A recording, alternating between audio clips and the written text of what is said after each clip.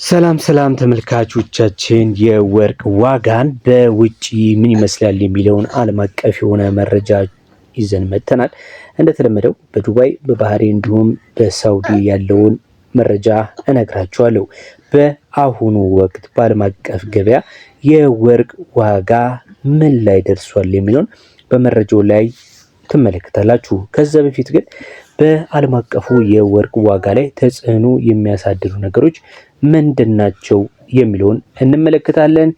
መጀመሪያ ግን ለዚህ ዩቲዩብ ቻናል አዲስ ከሆናችሁ ቪዲዮውን በላይክ ጀምሩት፣ እንዲሁም ቻናሉን ሰብስክራይብ በማድረግ ቤተሰብ ሁኑ። መጀመሪያ የምንመለከተው እንግዲህ ተጽዕኖ የሚያሳድሩ ነገሮች ምንድናቸው የሚለውን ይሆናል። ከዛ በፊት ግን ዋጋውን ልንገራችሁ፣ አዝማሚያውን ማለት ነው። አዝማሚያው ከትላንት ተመሳሳይ ቀን ጋር ሲነጻጸር በባህሬን የተወሰነ ከትላንትና ቀን ጋር ሲነጻጸር በባህሬን የተወሰነ ቅናሽ አለ። በሳውዲ የተወሰነ ጭማሪ አለ። እንዲሁም ደግሞ በዱባይም የተወሰነ ጭማሪ አለ። ጭማሪው ምን ያህል ነው የሚለውን በቪዲዮ መካከል ላይ ነግራችኋለሁ።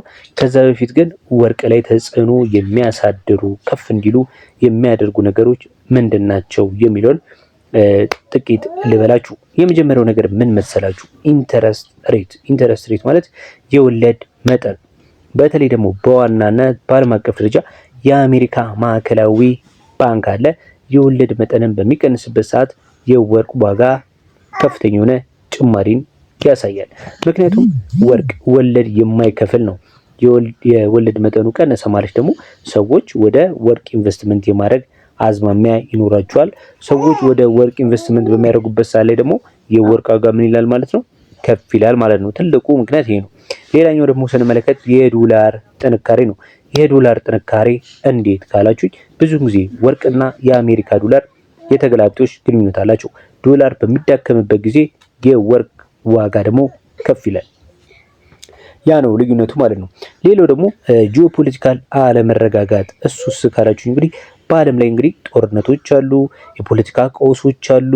በዚህ ጊዜ ባለሀብቶች ሴፍ ሃቨን ወይም ደግሞ የአስተማማኝ መጠለያ ይሉታል፣ እሱን ፍለጋ ወደ ወርቅ ይሄዳሉ። ወርቅን በብዛት ይገዛሉ። በብዛት የሚገዙት የወርቅ አይነት ደግሞ 24 እና 23 ካራት ነው።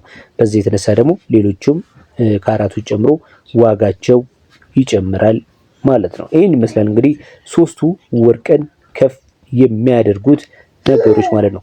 ሌሎች ነገሮች ደግሞ ከወርቅ ጋር ተያይዞ ማወቅ አለባችሁ የምለው ነገር የወርቅ ጥራትን እንዲሁም መለኪያን ማወቅ አለባችሁ። ሰዎች በምገዙበት በተለይ ሚዛኑ 0 ሆኖ መጀመሩን ማየት እጅግ በጣም አስፈላጊ ነው። ያው ብዙ አልላችሁም፣ ቀጥታ ወደ ዋጋዎቹ ነው የሚሄደው። በዱባይ 24 ካራት ወርቅ ዛሬ በስንት እየተሸጠ ይገኛል የሚለውን ስንመለከት 24 ካራት በ598 ከ25 ዲርሃም በመሸጥ ላይ ይገኛል በዱባይ። 21 ካራት ውስጥ ካላችሁኝ በዱባይ 531 ከ25 531 ከ25 ነው እየተሸጠ የሚገኘው። ትላንትና 520 ነበረ፣ ዛሬ ላይ 531 ገብቷል። ያ ማለት ጨምሯል ማለት ነው። እንግዲህ መጨመሩ ነው የዱባይ ዋጋ የሚያመለክተው የወርቅ ዋጋ ማለት ነው። በመቀጠል የ18 ካራቱ ስንመለከት 18 ካራቱ ብዙም ልዩነት የለውም። ከትላንት ተመሳሳይ ቀን ጋር ሲነጻጸር ተመሳሳይ ነው ማለት ይቻላል። ይልቅ ከሐሙስ ቀን ከነበረው አንጻር እንዲሁም አርብና ቅዳሜ ዛሬ ላይ በጥሩ ዋጋ ላይ ያሉት ማለት ይቻላል። ዱባይ 18 ካራቱ እየተሸጠ የሚገኘው በ445 ከ50 ዲርሃም እስከ 455 ዲርሃም ባለው ነው ማለት ነው።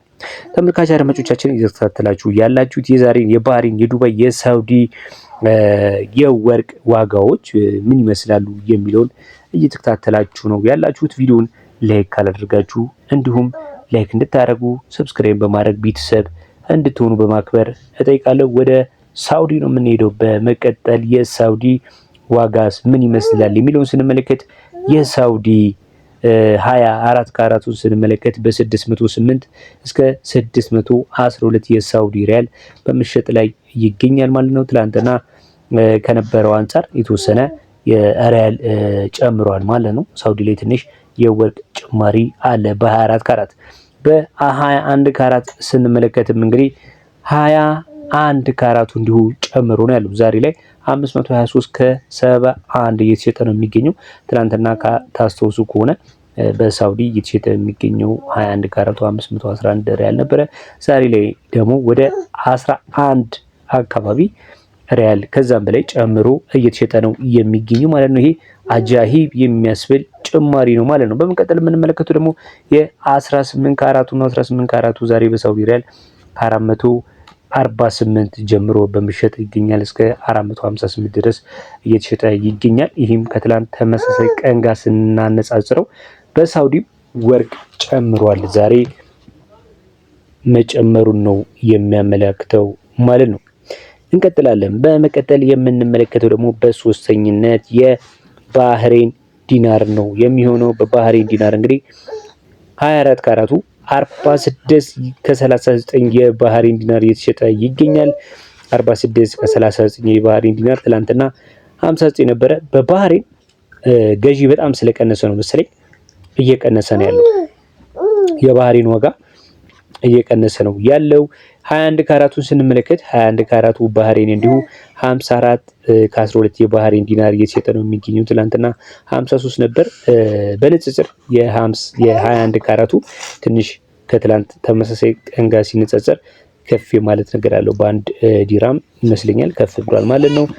በመጨረሻም የምንመለከተው የ18 ካራቱን የባህሬን 18 ካራት ዛሬ ላይ 46 ከ39 እየተሸጠ ይገኛል። ትላንትና 45 ነበረ።